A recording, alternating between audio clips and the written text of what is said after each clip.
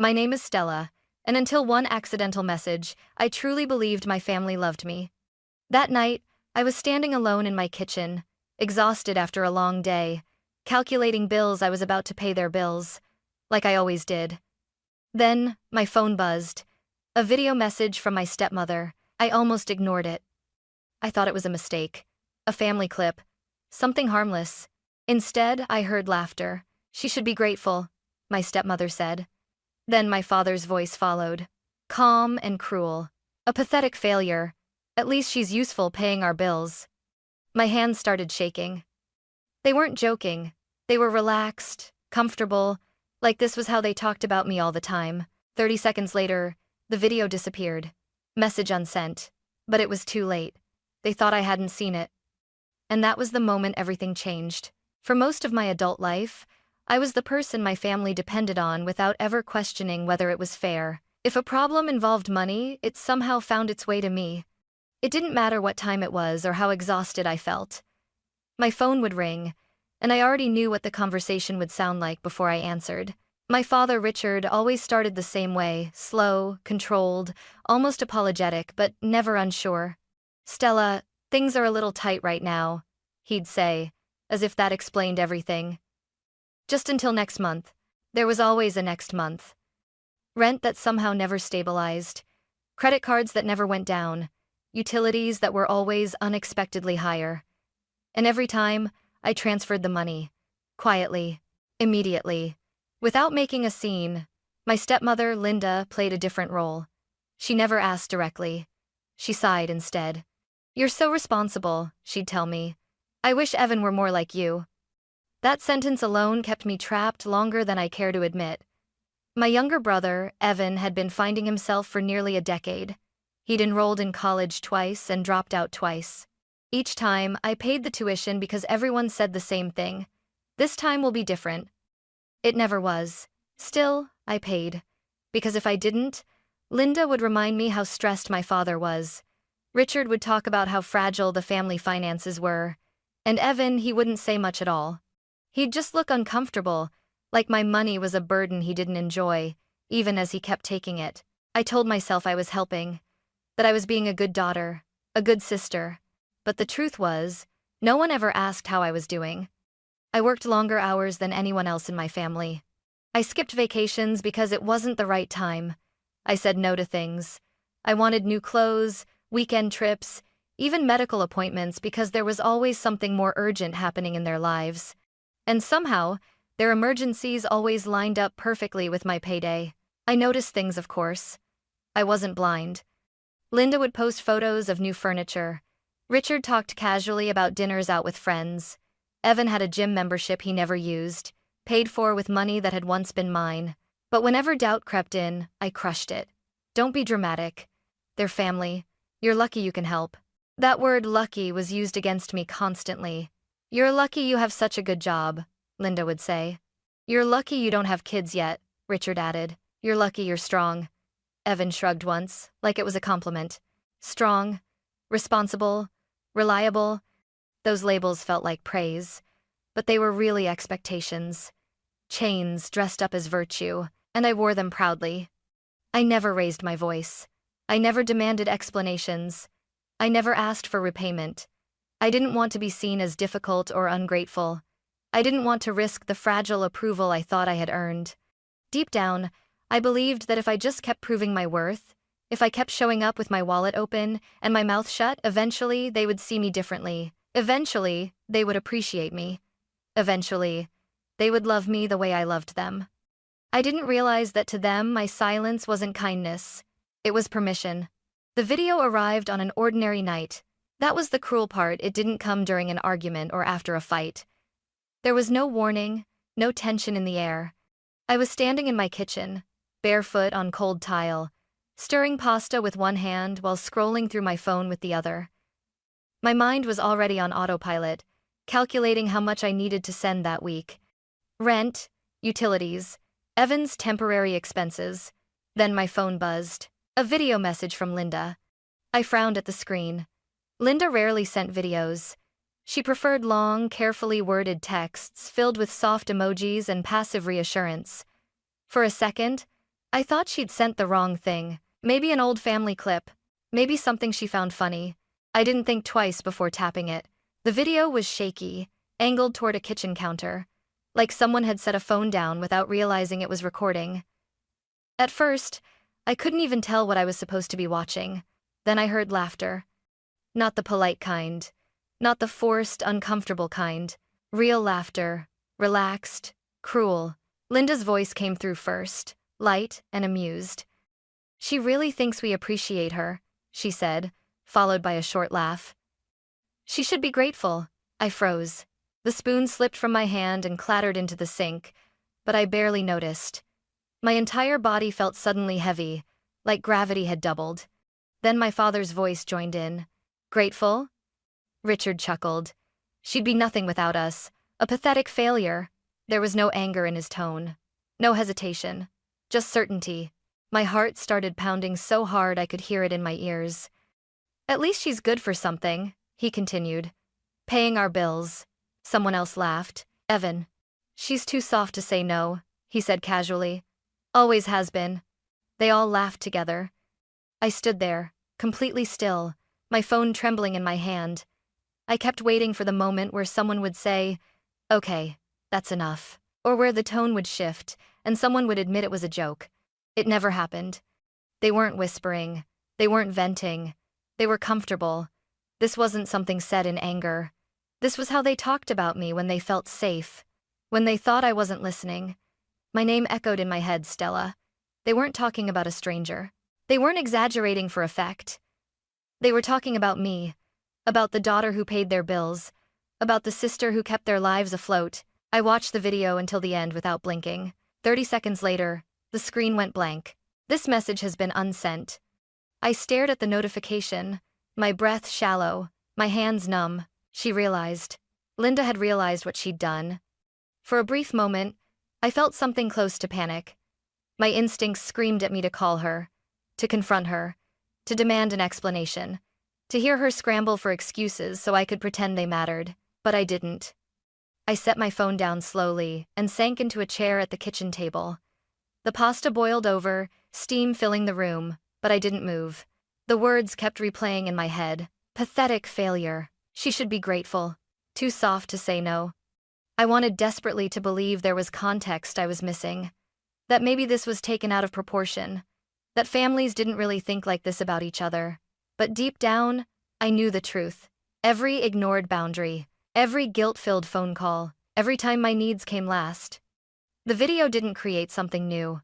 It confirmed what had been there all along. They thought they'd gotten away with it. I imagined Linda's panic turning into relief as she convinced herself I hadn't watched it. Maybe she reassured everyone later. "Don't worry. Stella didn't see it.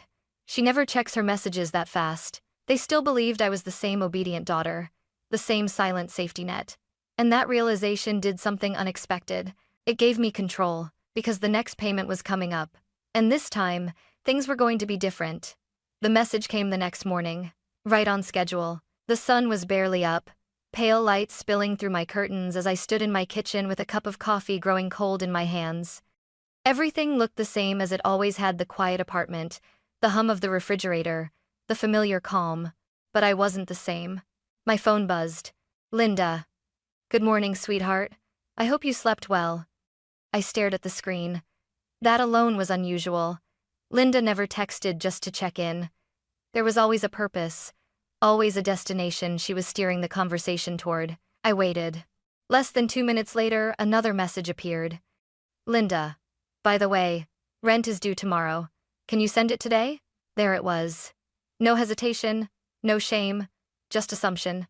I could almost hear her voice, soft, patient, confident that the answer would be yes. It always had been.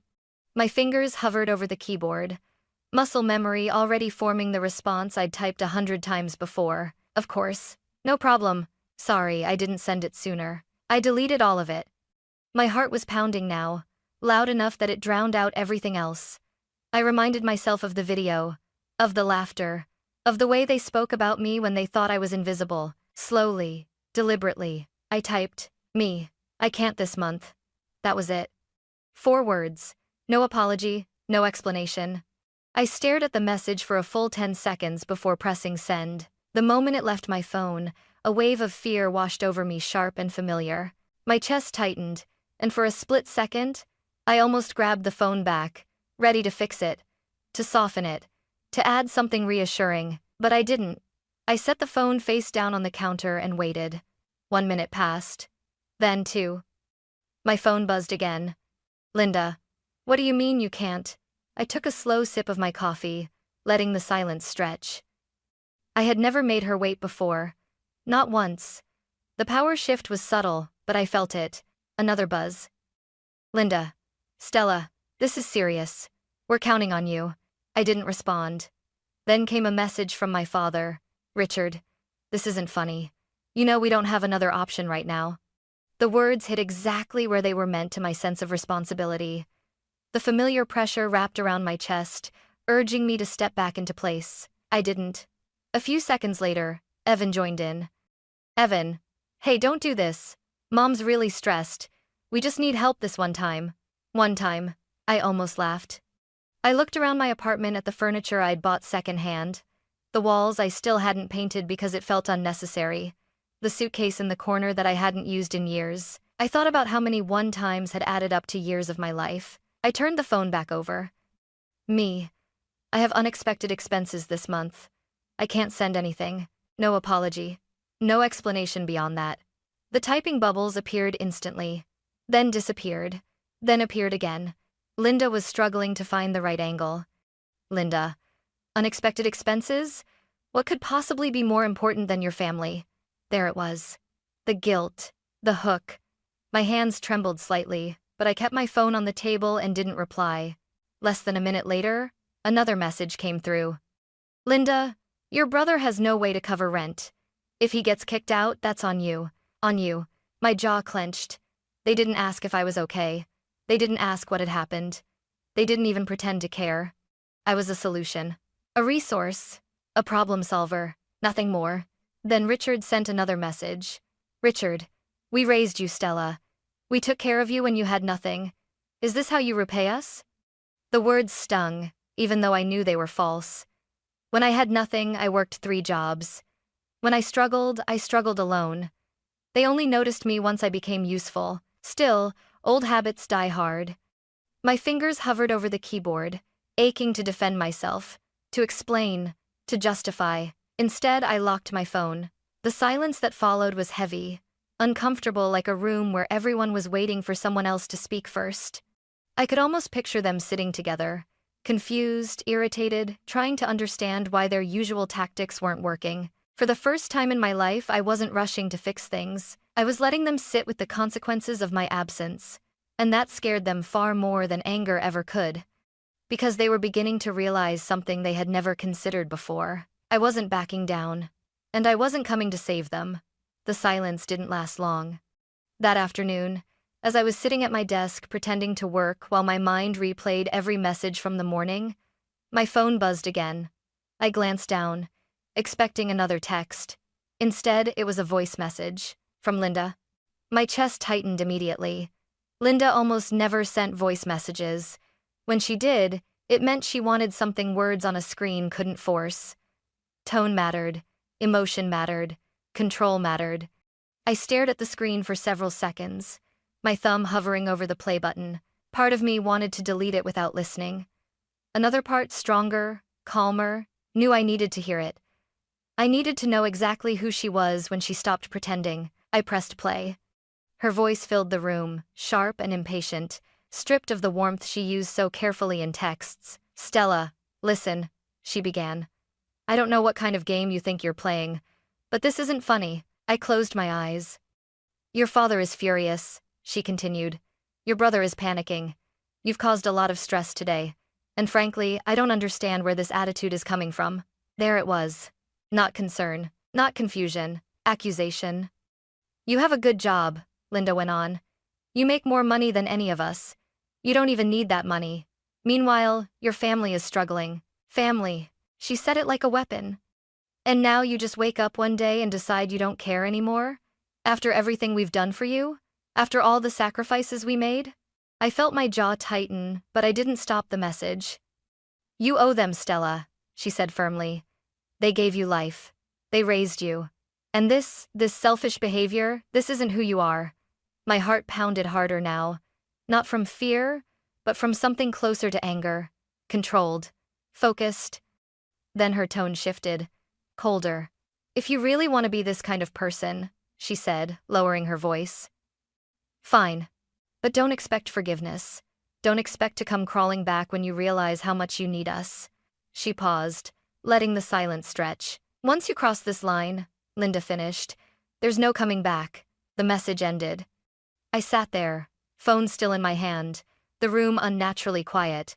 My ears rang slightly, like they always did when something heavy settled into place. I should have felt scared. That was the version of me they were used to, the one who panicked at disapproval, who scrambled to fix things, who apologized just to restore balance. But instead, I felt calm, not relief, not joy, clarity. The voice message hadn't threatened me with loss. It had confirmed something I already knew. They didn't love me. They didn't respect me.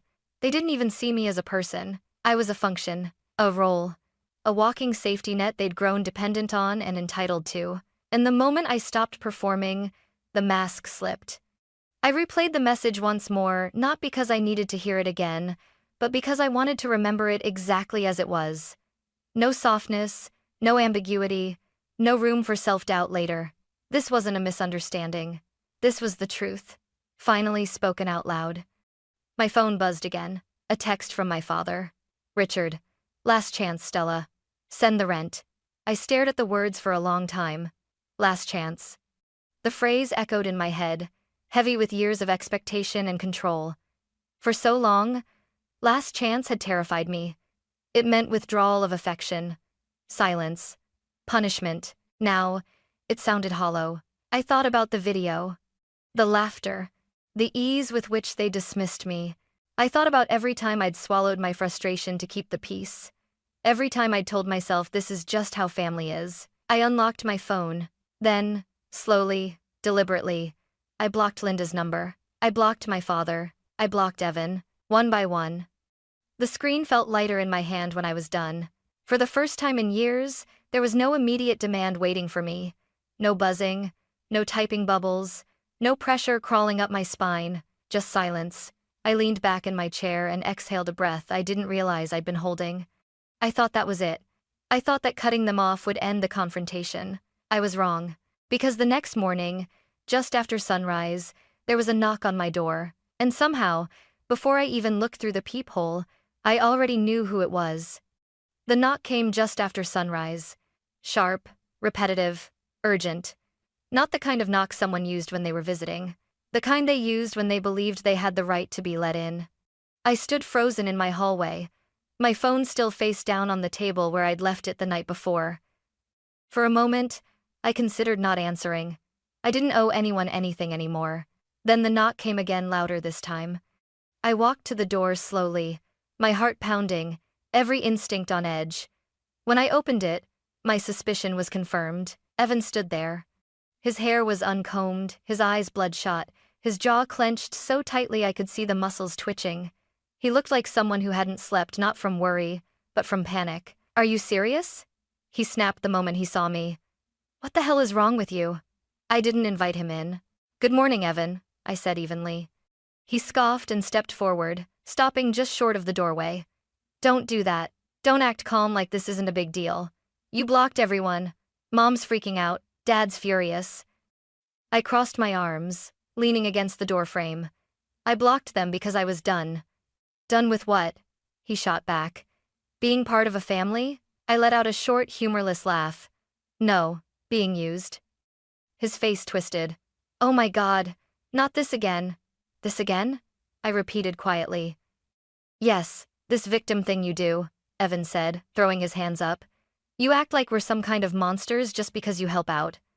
Help out? I echoed. I've been paying your rent for 3 years. He looked away. I paid your tuition, I continued.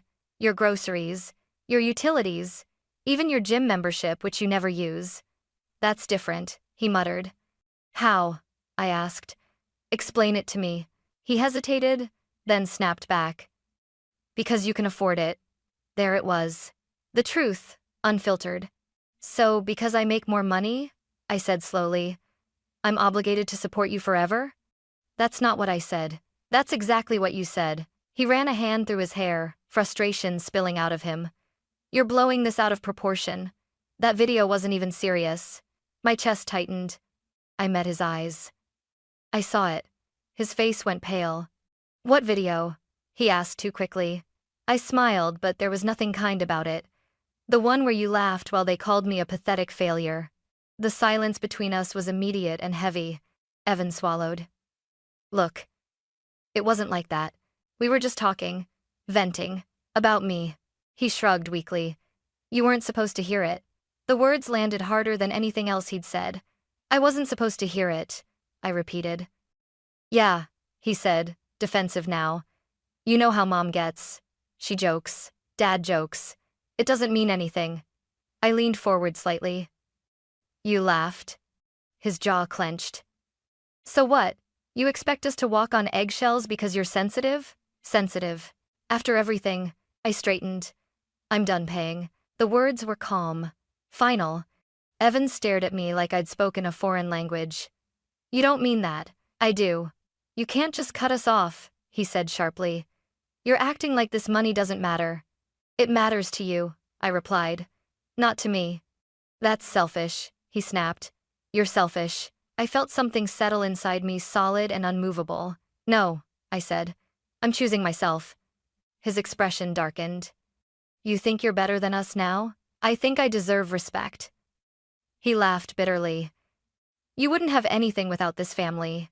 I stepped aside and gestured toward my apartment. Everything in here? I paid for it.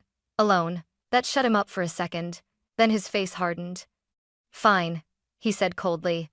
If you want to be like this, don't expect anyone to forgive you. Don't come crawling back when you realize you're alone. I met his gaze without flinching. I was alone the whole time, I said. I just didn't realize it. For a moment, something flickered in his eyes, uncertainty, maybe even shame. Then it vanished. You'll regret this, he said. I nodded once. No. You will. Henever find to the Kievan tuning. Sarit meditaction. Kinkin individer. He turned sharply and walked away without another word. I watched him go, my chest tight but my spine straight. When the door closed behind him, the silence that followed wasn't heavy. It was clean. I leaned against the door and took a deep breath. That should have been the end of it. But families like mine don't let go that easily. Because later that night, my phone buzzed again. A message from my father. And this time, I knew I wasn't going to stay silent anymore. The message from my father came just after dinner. I was sitting on my couch, lights low, the apartment unusually quiet. For the first time in years, my phone wasn't buzzing nonstop, and that alone felt strange. Then it buzzed again. Richard. We raised you, Stella. You don't get to just walk away. You're making a huge mistake. Come back and we'll talk. Talk. I almost laughed. For years, talking meant listening while they explained why their problems were mine to solve. It meant swallowing my instincts and opening my wallet. It meant leaving every conversation feeling smaller than when I entered it. This time, I didn't feel small. I felt focused. Instead of replying, I stood up and walked to my desk. I opened my laptop and stared at the screen for a long moment, my fingers resting on the keyboard. I wasn't angry anymore. I wasn't panicked. I was deliberate. The first thing I did was open my banking app. Scrolling through years of transactions felt surreal. Transfer after transfer. Rent payments. Utility bills. Tuition deposits. Credit card balances paid down. All labeled vaguely help, family, temporary support. Temporary. I opened a spreadsheet and started organizing everything. Dates, amounts, recipients, purpose. The numbers added up faster than I expected. Thousands turned into tens of thousands, tens into more.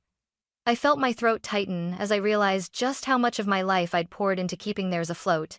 But instead of grief, something steadier took its place. Resolve.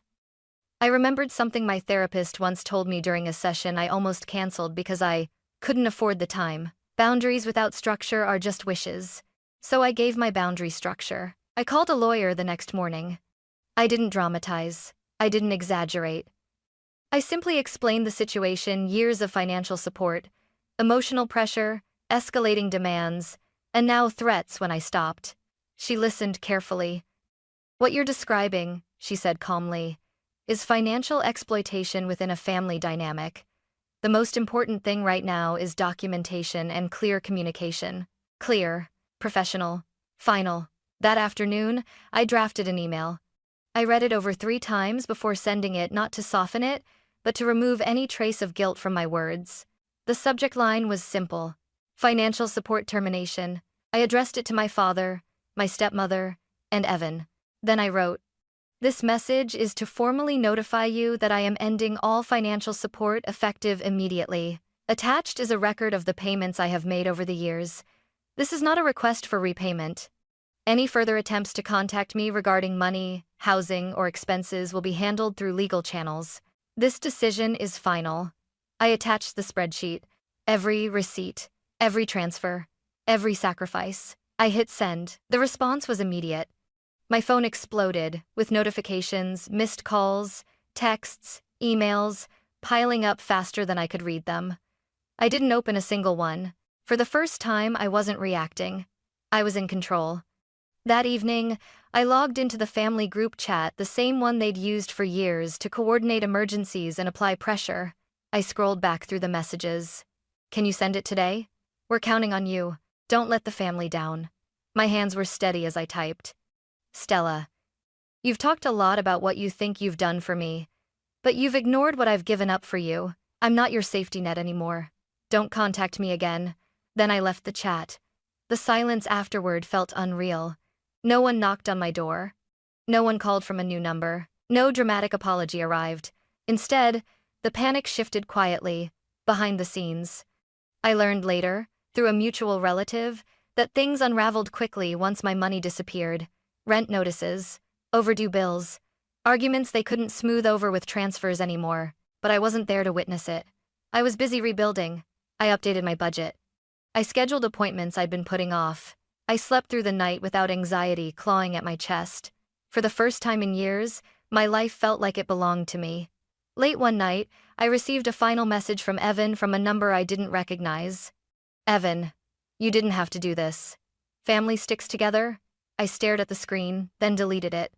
Family doesn't drain you dry and call it love. I closed my laptop, turned off my phone, and stood by the window, watching the city lights flicker below. They thought cutting them off would break me. They were wrong. It was the moment I finally stood upright.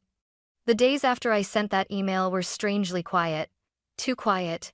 For years, my life had been measured in notifications, buzzes, calls, urgent messages that demanded my attention before I even had time to think. Silence used to make me anxious. It felt like something was about to go wrong. This time, the silence felt different. It felt earned. At first, I kept waiting for another explosion. A new threat, a surprise visit, some dramatic attempt to pull me back in. But none came.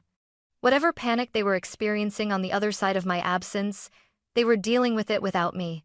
And that was new. I learned bits and pieces through mutual relatives carefully, from a distance. Rent had gone unpaid. Arguments had erupted where money used to smooth things over. Linda blamed Richard. Richard blamed Evan. Evan blamed everyone but himself. Without me there to absorb the impact, their problems stopped disappearing. For the first time, I wasn't the buffer. Instead of watching their collapse up close, I focused on something unfamiliar, myself. The first thing I noticed was how tired I had been. Not just physically, but emotionally.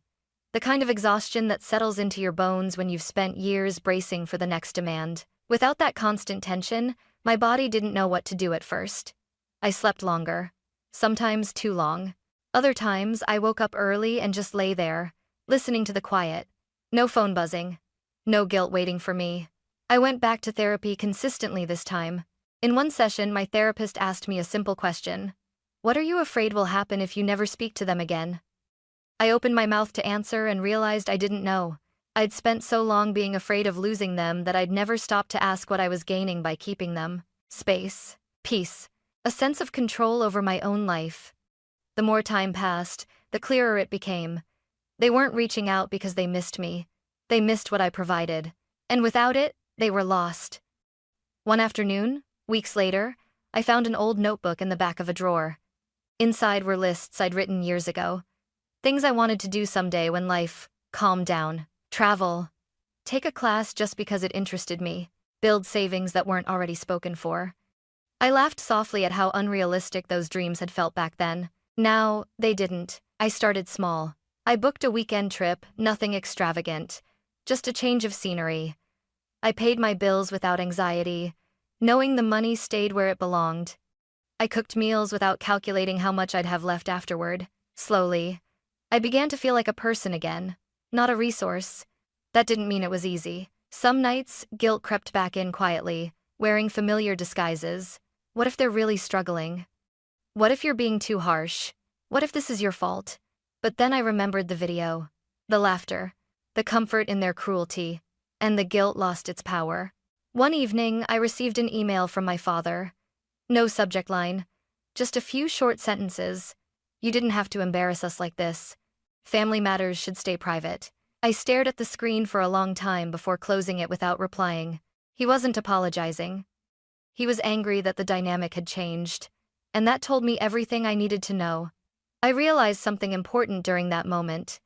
Closure doesn't always come from conversation. Sometimes it comes from understanding. I understood now. They didn't lose a daughter. They lost control. And I didn't lose a family. I lost a burden I'd been carrying alone. As the weeks passed, the fear that once dominated my thoughts began to fade. I stopped flinching when my phone rang. I stopped rehearsing explanations in my head. I stopped waiting for permission to live my own life. I wasn't healed, not completely, but I was healing. And for the first time, that felt like enough. It's strange how freedom doesn't arrive with fireworks. There was no dramatic final confrontation. No tearful apology. No moment where everything suddenly made sense. Freedom came quietly. It showed up in small things like waking up without dread, or checking my bank account without feeling guilty.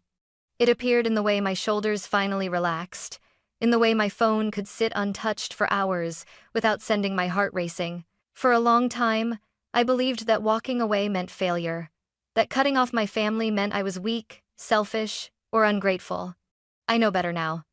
Walking away didn't mean I stopped caring. It meant I stopped sacrificing myself to prove my worth. I learned that love doesn't demand silence. It doesn't punish boundaries. And it doesn't laugh behind your back while taking from you. What I experienced had a name: financial exploitation, emotional manipulation, control disguised as family loyalty. Naming it didn't make it hurt less, but it made it real. And once something is real, it can be addressed, protected against, and healed. With professional guidance, I put safeguards in place.